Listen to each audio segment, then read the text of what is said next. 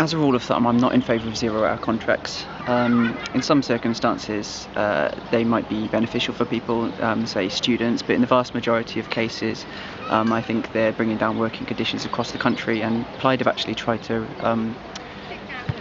make them banned in social care, which has been blocked in the Welsh Assembly. In terms of the minimum wage, we'd like to raise it to a living wage, so a wage that people can actually survive on without subsidy from the state.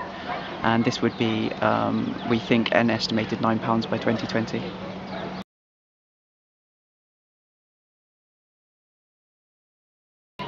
Yes, and I think this has been shown in the recent TTIP negotiations that are going on between America and Europe.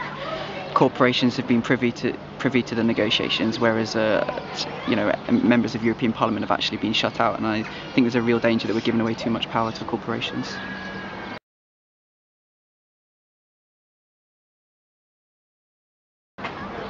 It's been estimated that there's £120 billion worth of tax which isn't paid by corporations every year in the UK, and I think that's shocking when you consider how many people are using food banks.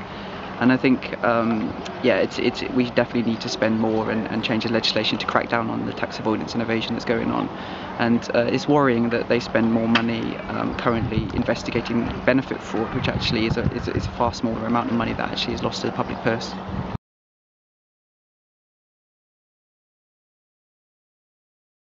I think that in certain circumstances where people need to keep a professional toe in the water, as it were, such as surgeons, in order to keep their qualifications, and yes, they should be able to keep a second job. But other than that, I think it's outrageous that people think they should be making more money than the already substantial salaries that MPs receive.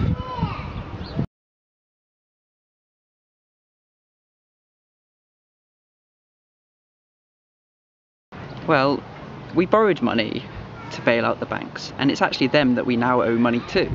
So the banks and the financial institutions hold the bonds which we need to pay back the interest on. But it is possible to create money without creating debt, but that doesn't suit those interests who the current government are serving.